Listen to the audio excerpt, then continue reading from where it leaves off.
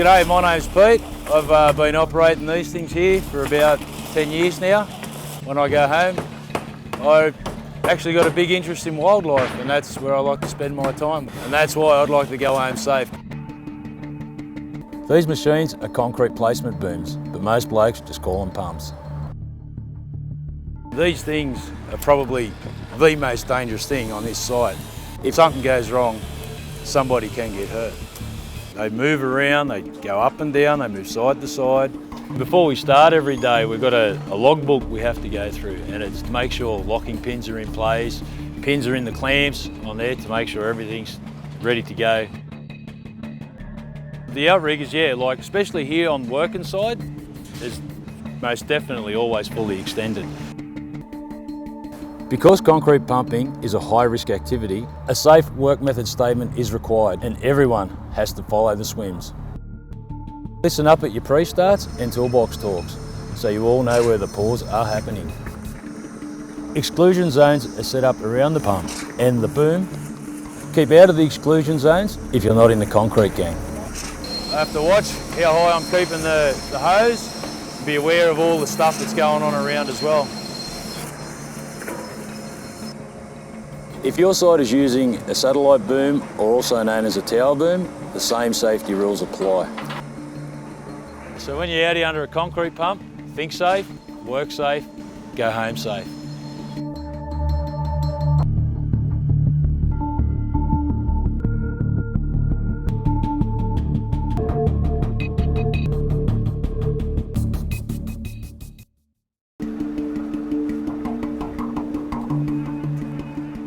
G'day, I'm Mikey, 4th year plumbing apprentice, and I'm really looking forward to being signed off. I love my sport, soccer, cricket, rugby league and AFL, and that's why I need to go home safe. Sometimes we need to work in confined spaces like shafts, tunnels and tanks. You can be seriously injured, even killed, so let's talk about working safely in confined spaces. So, what is a confined space? It's an enclosed or partially enclosed space that has not been designed to be occupied by a person, and space that is designed or intended to be at normal atmospheric pressure while any person is in the space, and space that presents a health and safety risk through low oxygen levels or the presence of contaminants like gases, vapours or dust that may cause injury through fire or explosion.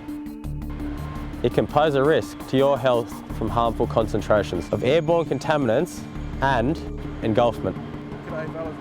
Any work in a confined space must be covered by a SWMS, a safe work method statement. Read it and understand it before you enter, even if you're only going in for a short time. A confined space entry permit is required before you enter. This permit is issued and signed off by the PCBU or Site Safety Manager.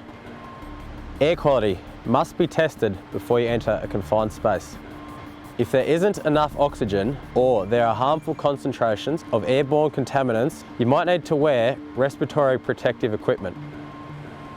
Don't enter a confined space without a trained standby person nearby, and keep in constant communication with them.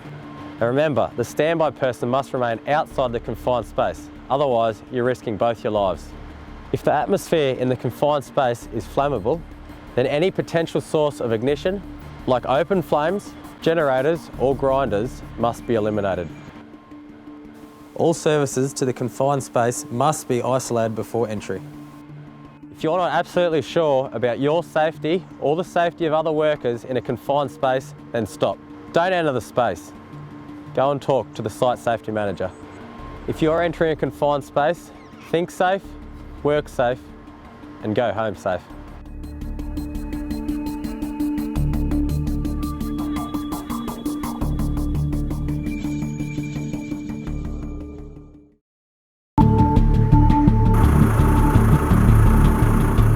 G'day, I'm Jono. I'm a carpenter and I love my job. I've worked pretty hard to get where I am and things are going pretty good right now. And I want to keep it that way by keeping my workplace safe. If you come onto this work site under the influence of alcohol or drugs, you not only put myself at risk, put everyone else at risk, and you also put yourself at risk. Don't kid yourself, you can't do your job safely. You'll start taking shortcuts and you will make mistakes. You think you'll get away with it, but sooner or later you will get caught. It won't only be you that'll get injured or killed. If you're hungover, you're stoned, or you're high, stay at home. And if there's any of your mates that are on the job site that are stoned, high, or hungover, tell them to do the right thing. Stop work and go home. And if they don't listen to you, go and speak to the site supervisor or the safety manager. There's no place for drugs or alcohol on our work site. If you're on drugs or alcohol at work, mate, it's time to go. Don't come back to site until you're clean. Drugs and alcohol, no way. Drugs and alcohol, no place on this work site. Don't turn up to work drunk and high. It's stupid. I've had friends injure themselves pretty badly. Just don't. It's stupid. Think safe, work safe, and we all go home safe.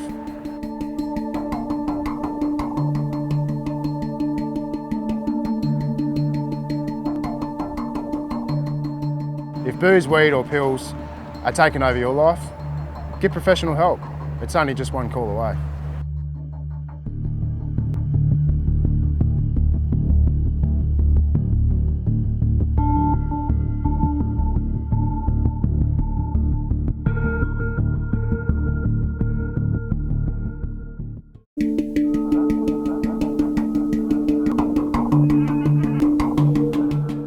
G'day, I'm Josh. I'm a civil plant operator and I've been working in the industry for about 5 years.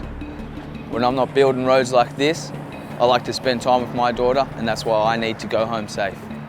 When you move around a construction site, you need to be aware of exclusion zones. It could be nightline like this, solid fencing, or even a barrier. Exclusion zones are absolutely essential to everybody's safety. They can be created as part of a Safe Work Method Statement, or SWMS, to allow a high-risk activity to proceed. For example, the operation of mobile plant. Exclusion zones can be part of your site's traffic management plan. Exclusion zones are also needed around trenches of 1.5 metres or more. It's going to park down the back, but there'll be an exclusion zone around the scaffold. Listen up at your startups and toolbox talks so you know where the exclusion zones are on your site. Never interfere with signage or barriers. You could put another worker's life at risk. If you need to gain access into an exclusion zone, find the site safety manager first before entering. Hey, you know what it's like. Sometimes you get a member of the public come into an exclusion zone like this. Stop them and safely escort them off the site. If you see anything unsafe about the exclusion zone, stop work. Tell your safety manager and get it fixed. When you're working around exclusion zones, think safe, work safe, go home safe.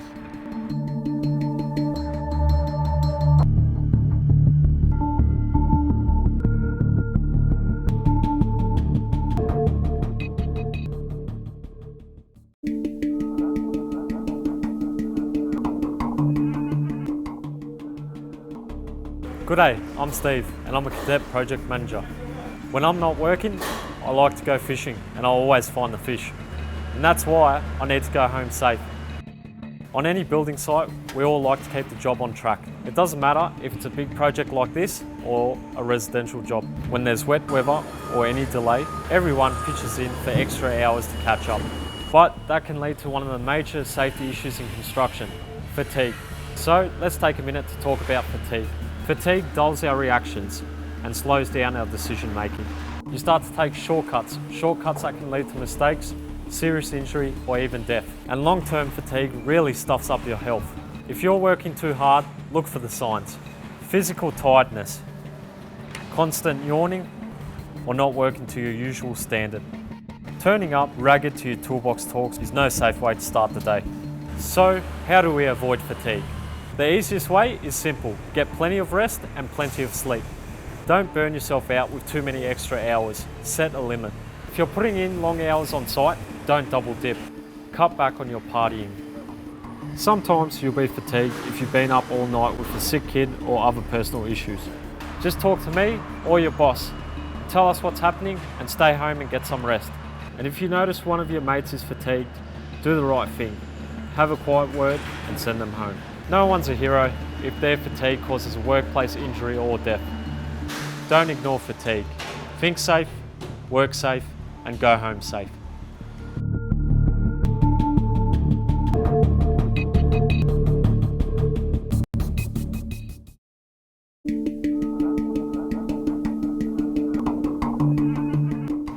Hi, my name is Angie and I'm a project coordinator. I'm here to do some site inspections. In my spare time, I love to do boot camp and dancing with friends. That's my phone. Should I answer it? No, because I want to talk to you today about mobile phone safety. So I'll just let it go to message. Phones like these are amazing devices. They keep us all connected. But when your phone becomes a distraction at your workplace, it becomes a safety risk.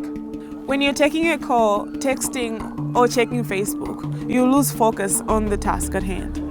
If you're operating machinery or a vehicle or using power tools, any use of your phone can put your safety and the safety of your co-workers at risk. So here's some ideas to keep you safe. If your phone rings and you're working, let the call go to voicemail.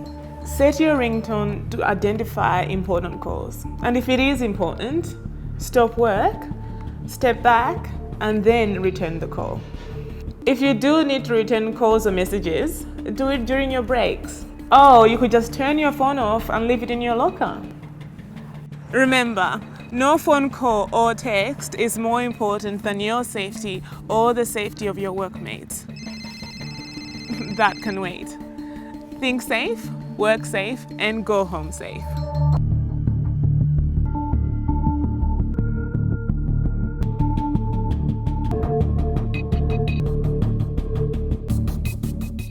And I'll stop you there, mate. We'll just steady bump left. It's coming on that left hand, mate. G'day, I'm Frankie. I'm a rigger and I spend most of my day leaning precast. When I'm not at work, I like to get out riding me 450. I love me dirt bikes, so it's important that I go home safe. With these precast slabs, there has been incidents. They've caused serious injuries and deaths. They weigh 10 to 15 tonne and there's no room for error. Working with precast is a high risk activity. That's why there's swims to cover every step. So let's take a minute to talk about how to keep safe around precast slabs. Listen up at your toolbox talks so you know what's happening on site with the precast and whereabouts it's been installed. So when the precast is delivered, keep clear of where they're unloading and where they're storing it. If you are part of the unload team, follow your swims and don't take shortcuts. When we're lifting the precast, follow the dogman's instructions. Their job is to keep you out of danger. When we're lifting these precast panels, just to make sure your equipment is right, the precast hasn't been damaged, and all the lifting equipment is up to date and tagged. If anything doesn't look right, stop work.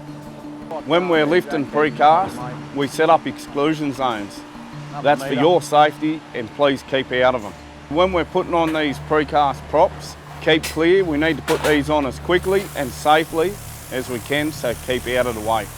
If you're operating any plant and machinery around these precast props and these precast panels, stay well clear of them. They're not designed to take a hit, they're designed to hold the precast panel in place. If you see anything that is unsafe, stop work and notify the safety officer or your foreman. Working with precast, think safe, work safe, and go home safe.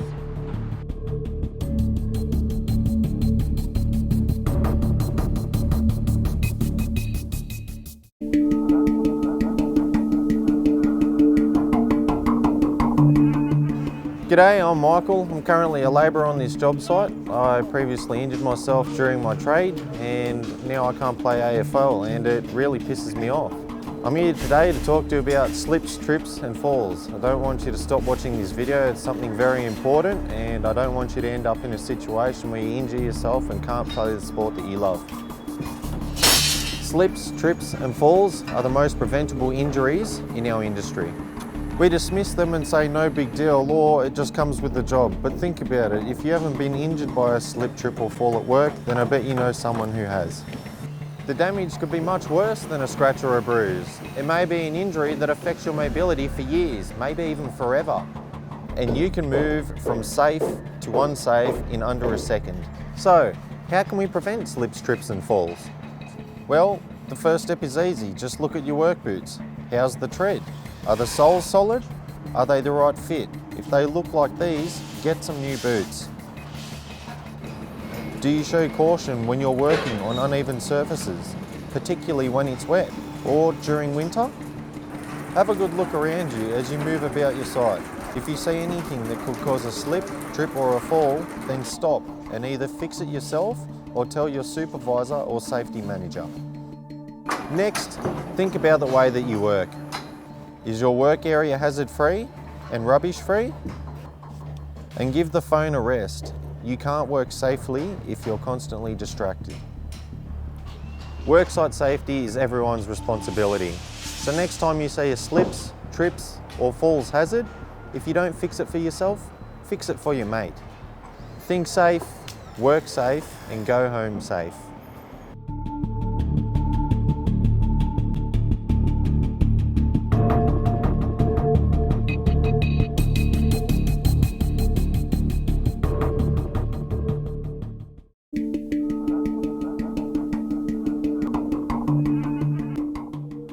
Another worksite accident has meant a construction worker was taken by ambulance to Canberra Hospital. About an hour ago, a hospital spokesperson stated the worker's condition remains critical. WorkSafe inspectors have now launched their investigation. Hi, Greg Jones, ACT Work Safety Commissioner. In the majority of cases of serious injury or death, the Safe Work Method Statements, or SWMS, were either inadequate or ignored. So let's take a few minutes to talk about SWMS and how SWMS keeps everyone safe. SWMS are required for all high-risk construction work, and there's a list on the Access Canberra website. A SWMS takes each high-risk activity, breaks it down into the key steps, and lists the resources, manpower and skills associated with the task. The SWMS fully assesses the task and assigns control measures, then sets out a plan so that the task can be completed safely. SWMS should be kept simple and in plain English, and only 2 or 3 pages in length. Short form SWMS really work. We use them all the time, at inductions, during our startups of high risk works, and of course at our regular toolbox talks. It's really important that when the SWMS are being discussed, everyone pays attention. Scaffold is almost finished. It'll be finished about smoko. It's like a roadmap. If you want to know how to get somewhere safely, you have to know where you're going and how you're going to get there. And if you think of a safer way, a better way of doing something, then speak up, share it with us and talk to your boss. Whether you're working on a commercial site or a residential site, make SWMS part of every safety conversation.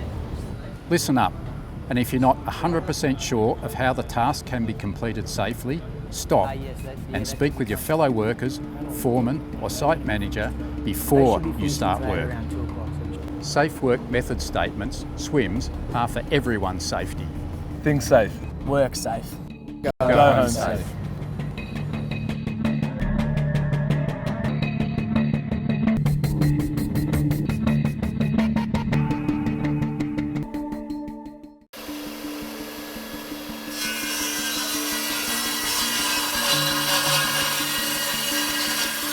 G'day, I'm Nick and I'm a leading hand chippy here on site. If you're anything like me, you use power tools every day. These are the tools of our trade, but how often do we stop and think, are we using them safely? These machines and appliances can cause serious injury, even death, so it's absolutely essential that you know how to use them safely. You can move from being safe to unsafe in less than a second, so let's take a minute to talk about the key safety rules. So the first rule is, have you been trained to use the tool? If not, don't use it, leave it alone. Is the machine or appliance in perfect working order? Are the guards in place? Does it have a current safety tag? Has it been serviced to the manufacturer's specification? Hey, and what about you? Are you good to go? Are you drug and alcohol free? Do you have the right PPE? Have you got rid of any distractions, especially your phone? And are you fully focused and concentrating on the task? Correct! Have you planned your workflow to eliminate risks? Is your work area tidy? And what about your mates? Are you keeping them safe as well? Remember, if you are not 100% confident using a tool or an appliance, then do the right thing and stop. See your supervisor or a safety manager. Switch on here before you switch on there. Think safe. Work safe. Go home safe.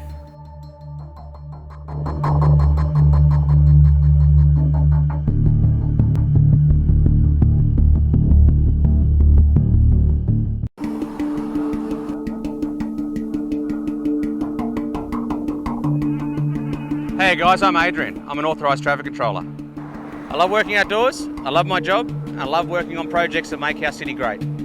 I'm here to get road users, pedestrians and everyone on site home safely. So, let's talk about traffic management. Understand, traffic management is more than just spinning a stop bat round and round. It's a fully planned strategy for keeping vehicles and pedestrians apart and eliminating or minimising risk. I can't stress enough that a traffic management plan can only be implemented by a fully qualified traffic control professional. People could be seriously injured or worse killed if they come into contact with vehicles or mobile plan. So, work to your swims and follow your traffic plan. Listen up at your toolbox talk so you know what's happening with traffic and ask questions if you need.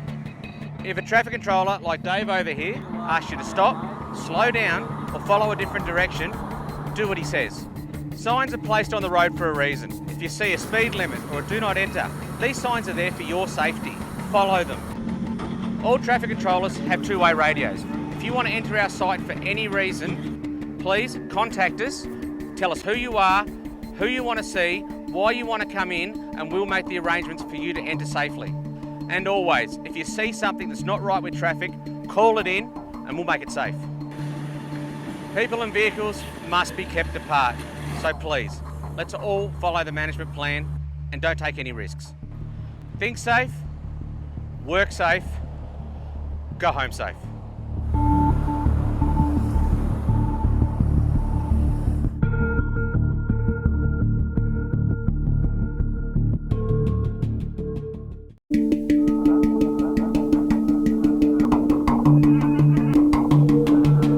G'day, I'm Callum and I'm a journeyman plumber. I enjoy fishing and playing hockey, but without working safely, none of this is possible. Trenches like this can be a real safety hazard, and you can go from being safe to unsafe in a matter of seconds. So how do we work safely around trenches? First up, don't cross under any trench barricades unless you're authorised by the Safe Work Method Statement, which is your swims. If the trench is more than 1.5 metres, you would need to enter by a ladder. Never jump into a trench. Always wear your safety helmet. If you're working below ground level, have someone nearby just in case you get into trouble. Any trench more than 1.5 metres deep needs to be battered or benched, shored up or shielded. Keep an eye on trenches, especially when it's been raining, to make sure there's no risk of collapse. If the trench is unsafe, stop work. Stop work and tell the site manager. If you're in or around trenches, stay alert. Stay out of the danger zone. Think safe, work safe, and we all go home safe.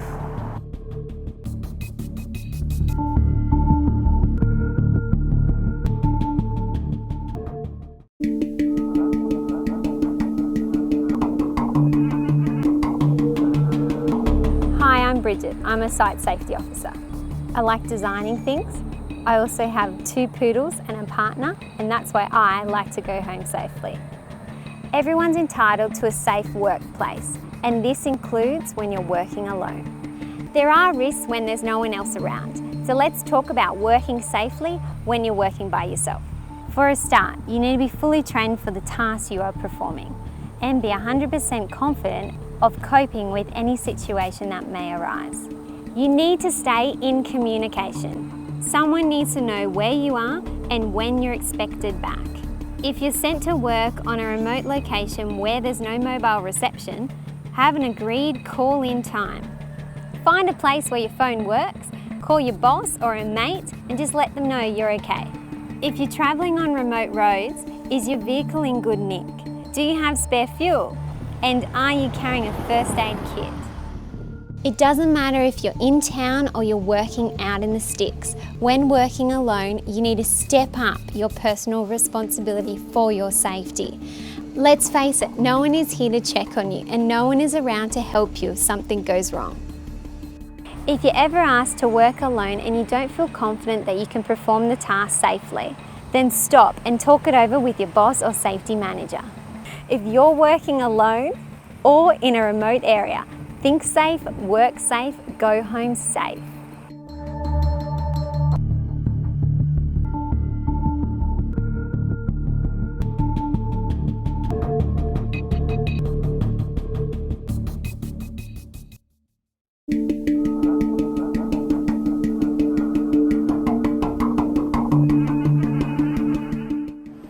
I'm Jason Bush.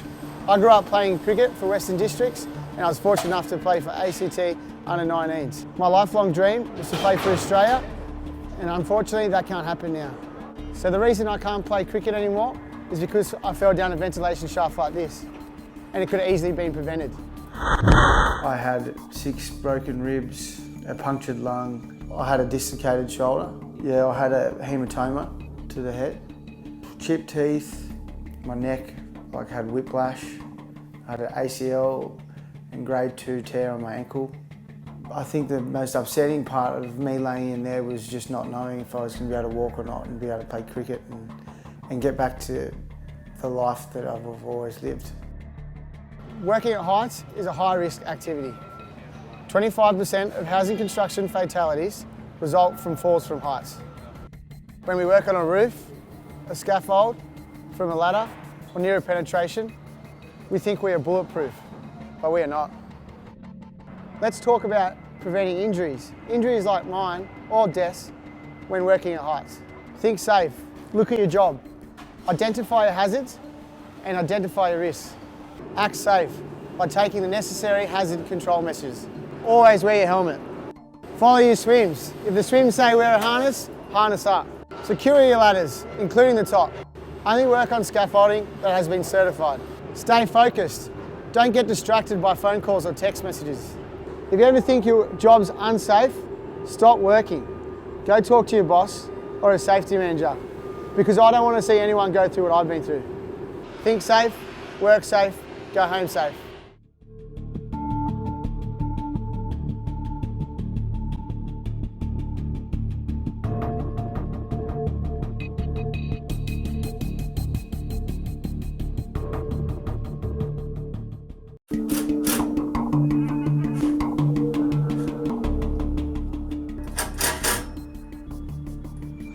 G'day, I'm Jacko, a second year apprentice carpenter. When I'm not on the tools, I really like fishing and camping, and that's why I need to go home safe. Most of us think we live in a hot, sunny country, but some parts get seriously cold, like where I am now in winter. With this cold weather, and usually some rain, comes a bunch of risks that can lead to serious injury or even death. So, let's talk about working safely in very cold weather. Stop and think. Do you have to do that job right now? Can it wait until it warms up a bit or the rain stops?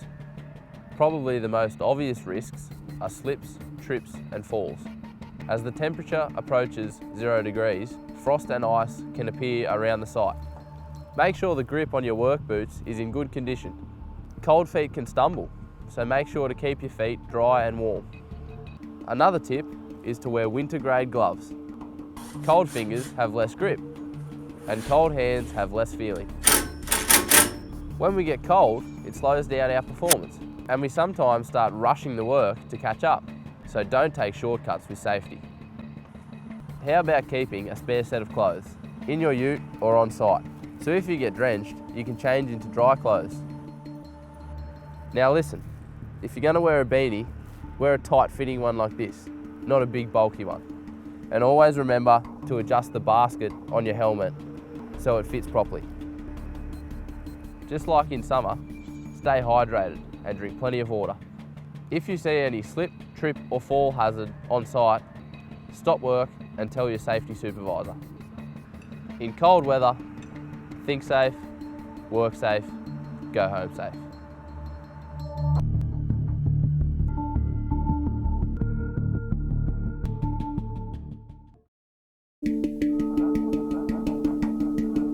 Hey, I'm Matt and I'm a first year apprentice electrician.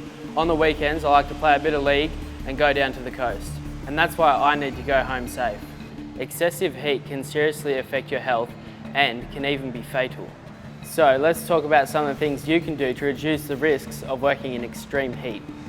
Start with avoiding extreme heat if you can. Talk to your boss about scheduling shifts in cooler times of the day. Share the work around. Get a mate to help you with the heavy jobs. If your work is in direct sunlight, consider rigging a shade tent. Take regular breaks and rotate jobs so you are spending less time in the sun. Keep hydrated. Drink plenty of chilled water. Grab a gulp at least every 15 minutes. We can all get a bit careless when it starts getting hot and take shortcuts, So make sure you keep a check on your safety attitude. If you get heat cramps, you're starting to feel the effects of the heat. So slow down, get into the shade and cool off.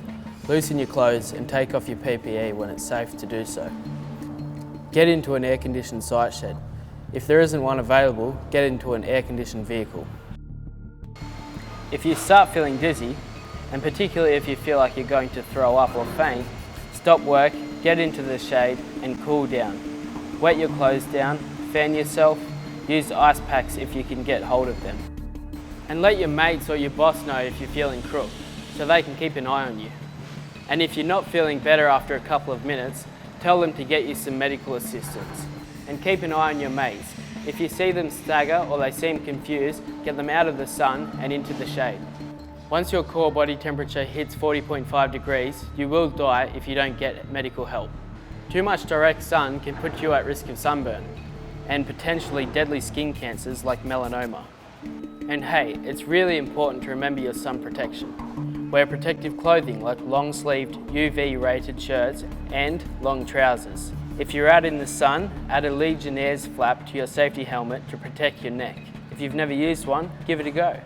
Use at least a 30+ or stronger sunscreen and remember to reapply every 3 hours and wear UV-rated safety glasses. Working in the sun or working in hot weather, think safe, work safe and go home safe.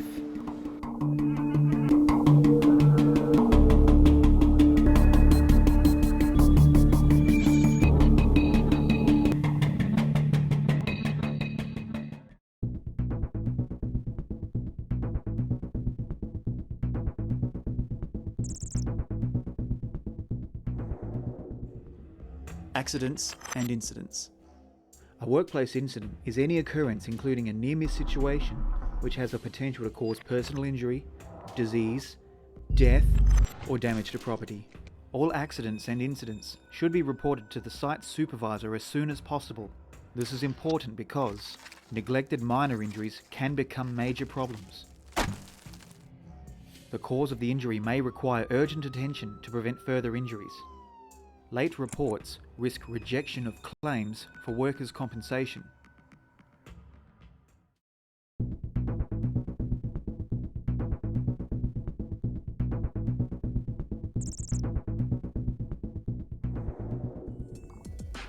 Tags. These are attached to alert people if equipment is not working, needs to be maintained or repaired, needs additional material like fuel or lubricant. Mines regulations say that when machinery is stopped for repair, maintenance or cleaning, it will be isolated from the power source and the isolating switch will be tagged with a suitable prominent danger tag. Machinery will not be restarted until the person who affixed the tag has ensured that it is safe to do so and has removed the tag. There is a clear legal responsibility for tagging as a means of ensuring no risk to people working on machinery or equipment. Before using any equipment or machinery, you must read the tag and follow the instructions written on it.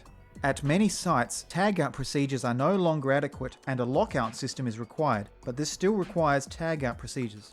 There are strict requirements for the use of isolating devices and tags that must be adhered to. Tag-out procedures may vary from site to site, but generally they are based on the two-tag system.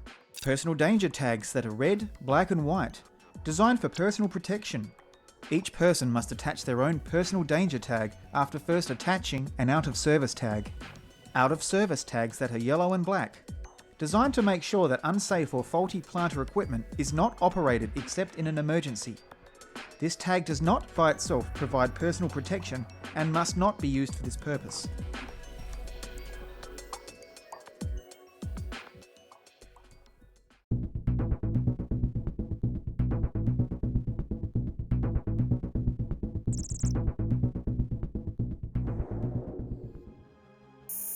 As you can see, safety is everybody's business. Most workplaces have found that it works best when employers and employees work together to tackle safety issues. OHS policies need to be reviewed and updated regularly, as a number of changes in the workplace can occur, such as new equipment installed, new work techniques, different work location, change in staff. It is important to remember that both you and your employer depend on each other to keep a safe workplace. your employer must follow all the necessary acts, regulations and policies to ensure a safe working environment.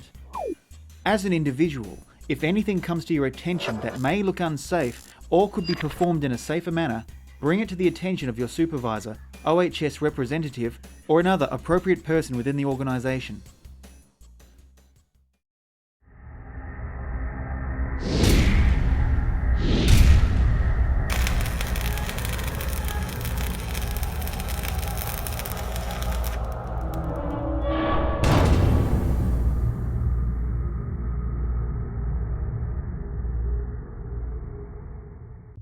Incident hazard reporting is an integral part of our risk management system and a legislative requirement under the WHS Act. A key role you can take on to make a huge impact on safety in your workplace is to try and identify possible hazards and near-miss risks and report them to your PCBU, supervisor, site contact person or WHS representative. A near-miss is an event that does not cause injury, ill health or property damage, but only because of chance or through timely intervention. Occasionally, workers are reticent to report a near-miss for a variety of reasons. They weren't aware that they were supposed to report near-misses. There could be peer pressure from workmates not to report an incident. They don't know how to go about reporting it. There is sometimes a fear of a reprimand or some type of discipline for their involvement in the near-miss. They are new and don't want to rock the boat. There could be a work culture that says, "Suck it up, don't make a fuss." Others have downplayed or trivialised the incident, or simply it's just too hard or too much trouble filling out those forms. Well, the reasons to report a near-miss outweigh all these reasons by a huge margin. Here is why. A recent study has shown that there is a direct correlation between near-miss risks and the occurrence of serious accidents causing injury or death in the workplace. It seems that for every serious or major injury, there are 10 minor injuries, 30 incidents of property damage, and 600 incidents that could have resulted in injury or property damage but didn't. What is commonly referred to as a near miss? In other words, for every serious or major injury, this study suggests that there are over 600 signposts, 600 near misses that could have flagged that the incident was eventually going to occur. Often these signposts are ignored for some or all of the reasons we have just mentioned, or because at the end of the day, well, no one got hurt and no damage occurred, so why worry? But by reporting these incidents and with management acting on the report, potential problems may be fixed before someone actually ends up getting hurt. When you report accidents, incidents, near misses and hazards, you are making everyone aware of the problem, allowing us to investigate the problem and learn from the issue, initiating immediate corrective action, meeting your legal obligation, making the workplace safer by improving work practices, and even possibly saving yourself or a workmate from injury or death. No matter where you work, good communication is the key to a safer and healthier workplace, and this includes a commitment to consultation with workers.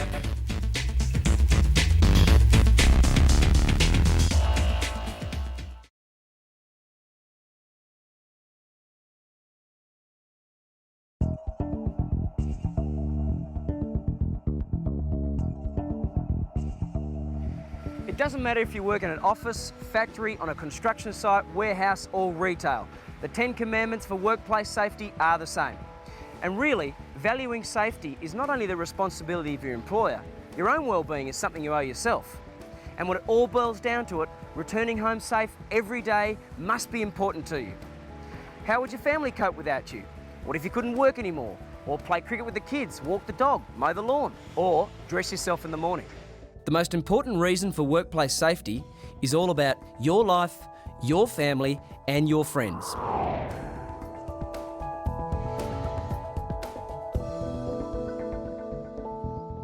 Seems like a pretty obvious concept, but what does this actually mean? It means wear your personal protective equipment, PPE, use the right tools for the job, don't assume that things like cleaning up are someone else's responsibility, look after new and transferred employees, Also, take these safety ideas home with you. Follow these principles and you'll greatly reduce your chance of an injury. It also means looking out for your workmates. If they are not doing something safely, it doesn't hurt to speak up. Yeah, it's not for me to tell somebody how to do his job, but if I do pick somebody up for safety, it feels like I'm dobbing them in.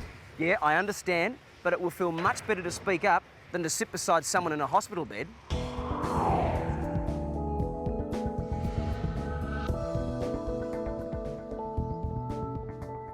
You might disagree with this. You might think that accidents just happen. That's just the way it is. But let's think about it for a moment. Think of any accident that happened at your workplace. With the benefit of hindsight, could this accident have been prevented? I bet it could have been.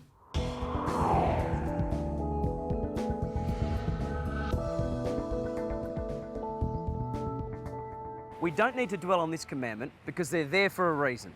They are part of your employment contract and you're expected to follow the rules.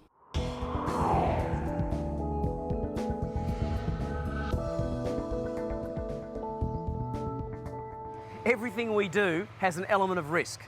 This commandment seeks to minimise that risk. Here is the 5-part theory of the hierarchy of control for workplace safety. Number 1, elimination. Rather than buying paint in heavy 20-litre pails, negotiate the supply of easy-to-handle 4-litre cans instead. Number 2, substitution. Buy a less hazardous piece of equipment. For example, upgrade old grinders with ones with insulation to minimise vibration. Number 3, engineering control. There are a lot of examples of engineering control in most workplaces. Here are 2, guarding machines and automating a process in order to completely eliminate a risk. Number 4, administrative control. It is not always possible to entirely remove the hazard. Administrative controls look at using procedures, training and signage to minimise the risks. This might include setting up a policy to rotate a job in order to reduce repetitive strain injury. Number 5, PPE is the last line of defence in minimising hazards. If it is not possible to eliminate a hazard any other way, PPE can provide protection. For example, it might not be possible to eliminate all of the noisy equipment from a factory. Then hearing protection is obviously required. It is important to understand the right ways to eliminate risk out of your work environment. It is equally important to be diligent when you undertake a task. Before you start, think about the risks. Don't let yourself be another injury statistic.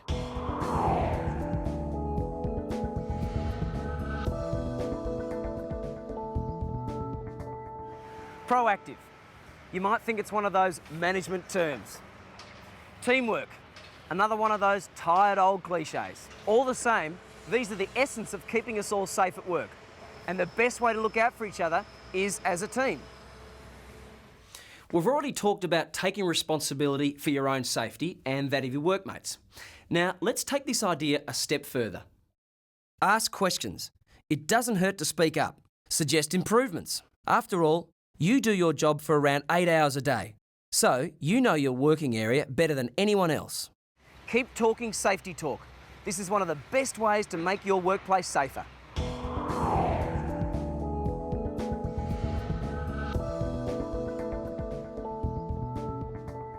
Your company has a responsibility to provide safety training, and you have the responsibility to do the right thing and to value your own safety. So, if you haven't been trained to do a task, then don't do it. If you're not licensed to use a piece of equipment, like a forklift for example, then don't drive it. The results of doing something that you're not trained to do can be life-changing.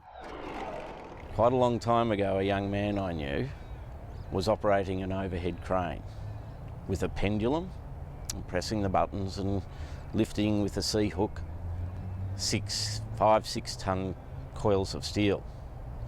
Had never been given any formal training, did not have a crane driver's certificate, came within half a metre of hitting a person with a 6-tonne coil of steel.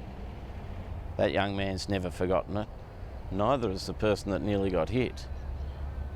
At that point, the young man got away without a death on his conscience and without a job. He lost his job, but nobody lost their life. Shouldn't be driving machines without training, shouldn't be doing any job without appropriate training.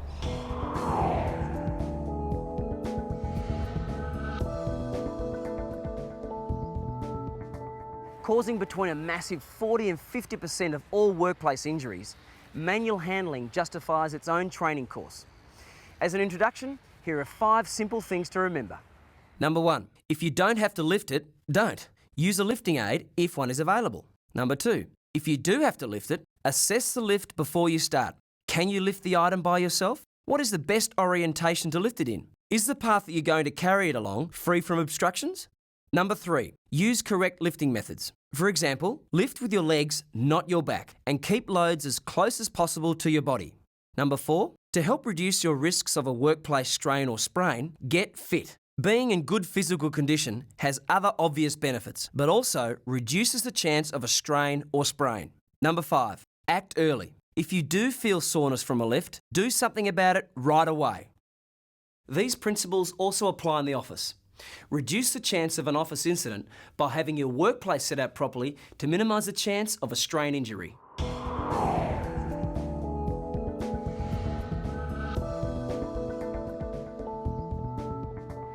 Shortcuts cause accidents. It's wise to choose the safest option, not the quickest, even just that once. Whether it's not putting on your gloves because you're nearly finished what you're doing, or climbing on a chair to put something on a shelf, instead of walking the extra minute for the stepladder. Shortcuts are a real problem. People think they can get away with it. They can't. It's a shortcut to hospital. In a lot of cases, shortcuts are just people being, to some extent, lazy, not following the correct procedures. It's not worth it. They're not going to save time if they're spending 14 weeks in hospital. The shortcut is generally somebody thinks that they can get the job done quicker. In a lot of cases, they can't. It's best to follow the correct procedures.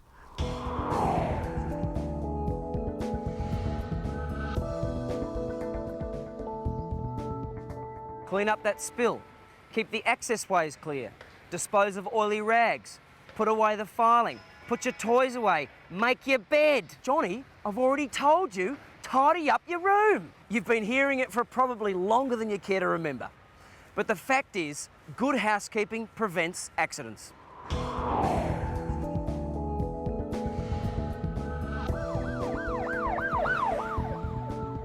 Here is a simple checklist in case of a workplace incident. What do I do in an emergency? Where do I go in an evacuation? Who are the fire wardens? Who are the first aid officers? Where are the workplace facilities? Okay, let's review what you've seen today. The 10 commandments of workplace safety are: Number 1, everyone is responsible for their own safety and the safety of others. Number 2, all accidents are preventable. Number 3, follow company rules, regulations and procedures.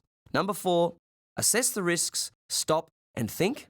Number 5, be proactive about safety. Number 6, if you're not trained, don't do it. Number 7, manual handling, manage the lift. Number 8, don't take shortcuts. Number 9, practice good housekeeping. And number 10, be prepared. So there they are, the 10 commandments for workplace safety. Some basic and straightforward concepts to work to, making your life safer. And remember, when it all boils down to it, this is about you returning home safe every day.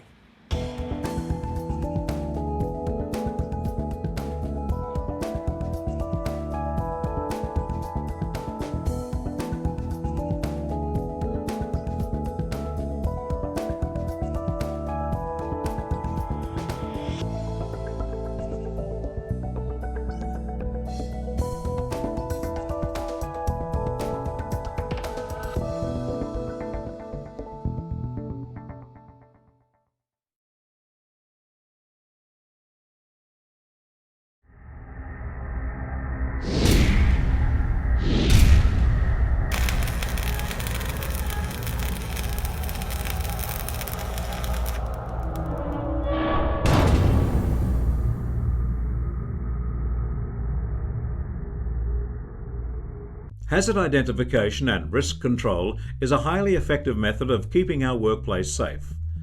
A hazard is a condition or situation that exists within the working environment which could result in physical harm, injury and/or damage. Examples of workplace hazards include frayed electrical cords, which could cause an electrical shock, cartons stacked precariously, noisy machinery, uneven or slippery floors. we have a hazard management program, which involves hazard identification, assessment and implementation of control measures. In other words, spot the hazard, assess the risk and make the changes. An important component of this program is the consultation between our workers who are exposed to the hazards and PCBU or supervisors from the area concerned. As a worker or subcontractor, you will form an important part of this process. The general health and safety of our workplace relies on every single one of us to remain vigilant for hazards and communicate any concerns to the appropriate staff member. Once a hazard has been identified, most risk control plans are made up of a number of elements, from what is commonly referred to as the hierarchy of controls. Many hazards will be able to be controlled immediately and may involve little or no cost. However, some hazards will only be fixed through significant changes to the way you do the work, the equipment or substance you use or layout of the workplace. When you can't control all the hazards straight away, you need to decide on which ones to deal with first. Deciding which hazards are the most serious will involve assessing the risks associated with the hazards. Where possible, control should focus on making the workplace safe. Control measures which require considerable financial investment will obviously require time, planning and budget allocation. In this case, a jointly agreed program might incorporate short-term or interim control measures and longer-term engineering or substitution control measures. If you're stuck and not sure about how to control a certain risk, use the hierarchy of controls. The best form of control is to eliminate the hazard. If you can't do this, work your way down the hierarchy. Can the practice or hazardous substance be substituted with a less hazardous process? If that is not practical, can the hazard be isolated by separating it from people? For example, could the area be fenced off or could barriers be erected? If the hazard cannot be eliminated, substituted or isolated, an engineering control is the next preferred option. This could mean installing a guard or introducing remote stop and start buttons. Next on the hierarchy of controls is administrative controls. This could include regular rest breaks for keyboard operators or reduced exposure to hazard by rotating jobs. Extra supervision and training, the introduction of written procedures can all be effective administrative controls. Personal protective equipment is the last line of defence. It is the last choice used after all other controls have been tried. If possible, use PPE until a better and safer way of doing things can be found or the hazard can be eliminated. The provision of PPE must be accompanied by training in its proper use, fitting, cleaning and maintenance. The general rule is the higher in the hierarchy, the better the control. It is essential that our hazard management program is constantly monitored and evaluated. This will not only ensure that the controls we have implemented are working, but will provide valuable feedback on the effectiveness of our program. Whilst on site, if you see, hear or smell anything odd, take note. If you think it could be a hazard, tell someone.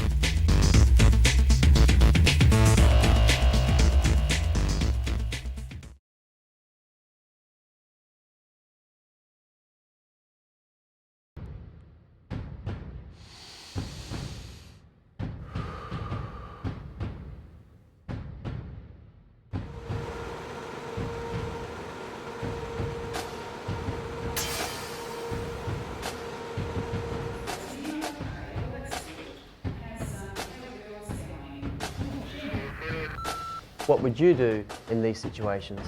Hey Phil, you alright? Will you keep a level head and remain calm? Remember, always look for danger, otherwise you might be in danger. Will you react quickly and get medical attention?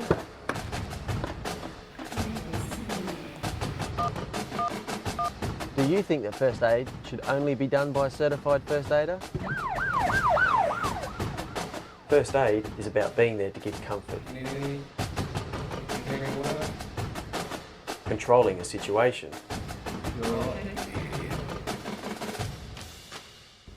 and doing all you can before the ambulance arrives. Hi Jim, my name's Ian. Have you got chest pain?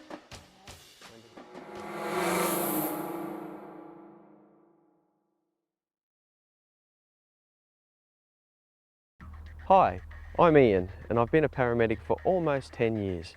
Some people think that if they're the first on scene of an incident, they're of not much use unless they've done a first aid course. Rest assured, this is definitely not the case.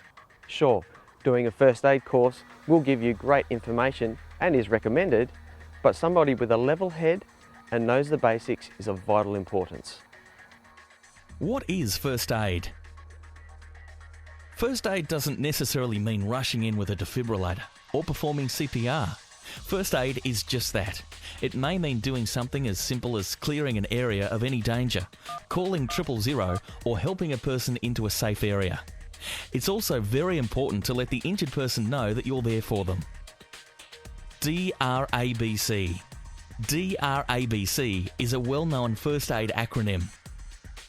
Danger. Assess the situation and ensure there is safety to yourself, the casualty and other bystanders. Response. Is the patient responsive?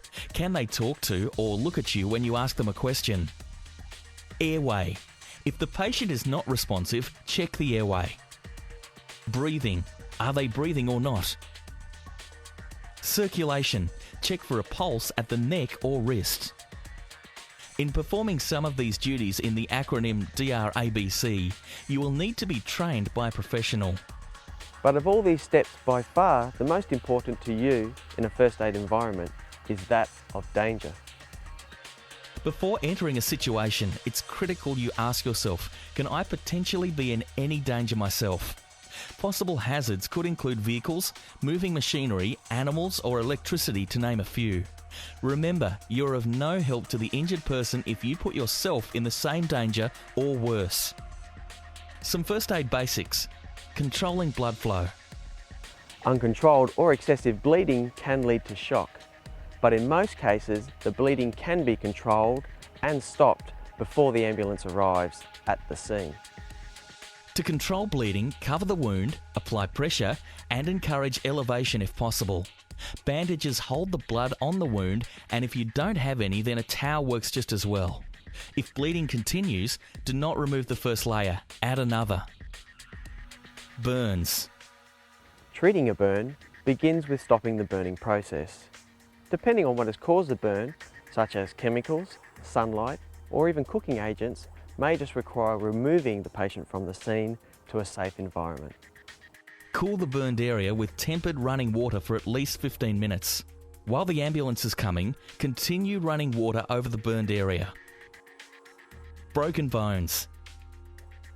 If you suspect a broken bone, get ice and apply to the injury. This will reduce swelling. However, do not apply ice directly on the skin. If the extremity is deformed, make sure you can leave it in the same position. Do not try to straighten it yourself. Getting help quickly. Dialing 000 as quickly as possible in an emergency is very important. When you dial 000, the operator will always ask you if you want fire, ambulance or police. With ambulance, some basic questions will be asked. For example, what is the address of the incident? Number of patients? What is the problem? And they may give you advice about what you can do to help before an ambulance arrives as well. After calling 000, it may take a few minutes for the ambulance to arrive. It may feel as though you haven't done enough, but rest assured you're on the right track just by being there for the patient. First aid is a situation we can all find ourselves in, whether we've done a first aid course or not. The most important things to remember are to remain calm, to remove from danger, and to get help quickly.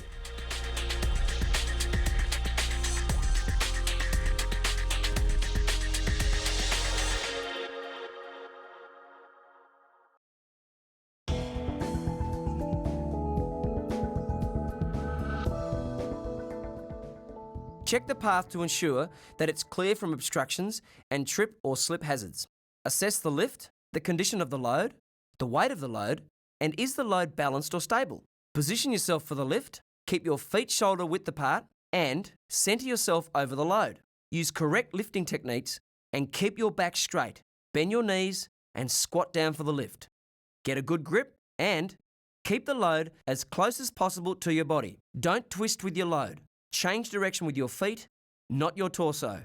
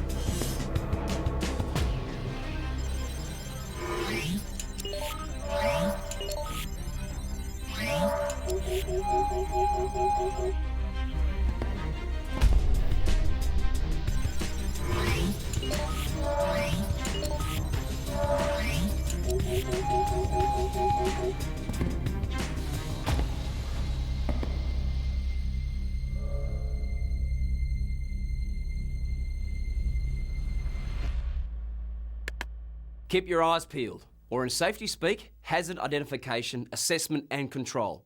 A mistake people often make is to assume that spotting hazards is someone else's job. If you're not aware of hazards in your workplace, then sooner or later you will become a victim of them. If everyone looks for hazards and either fixes them if they can, or reports them if they can't, then your workplace is sure to be safer. There's an old saying, forewarned is forearmed. Think about some of the obvious hazards in your workplace.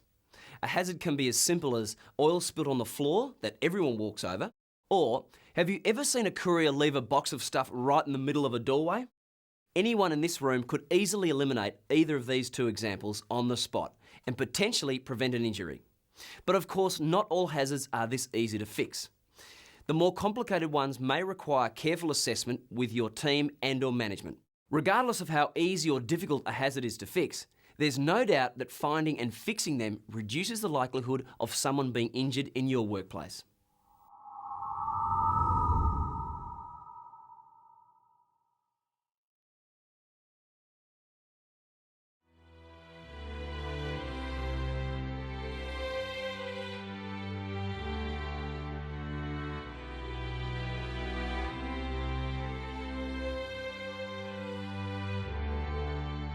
I cried buckets of tears, that's for sure.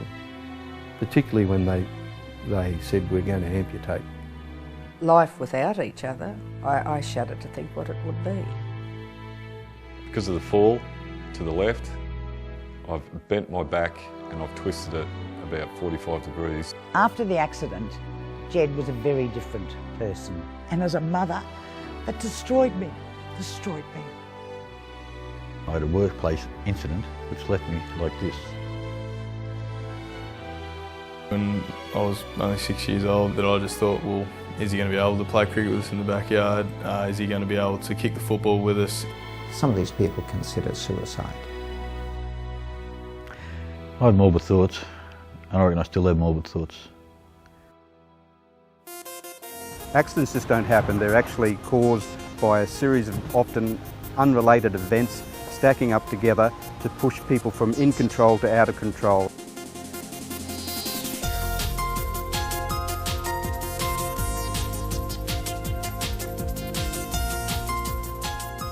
We would like people to go to work and come home in the same condition.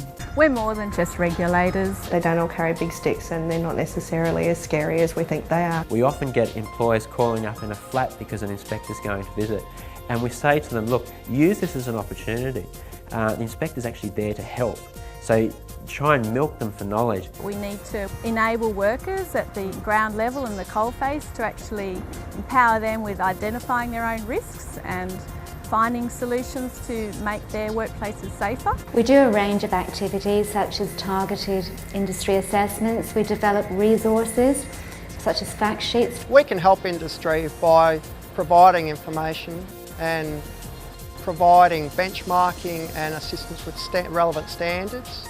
They provide us with systems, they provide us with guidance, they provide us with tools. We can take the learnings out of incident investigations and feed them back to industry. Industry buy-in's really critical. I think I see them as a business asset like any other partner that we have, whether it's the referral laboratory that we use, our accountant, workplace health and safety. They're all really valuable tools for our practice and they really help us to do the best that we can do.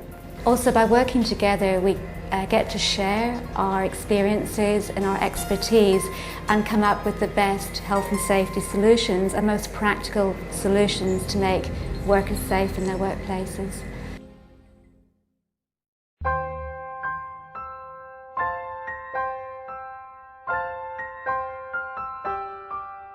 We need to include safety in everything that we do to change people's behaviour. And we have to work together. There's no agency on their own can do it all. No industry on their own can really do it all. And everyone has the right to go to work, put in a good day's work and come home a little dirty at the end of the day, but be home and be home with your family.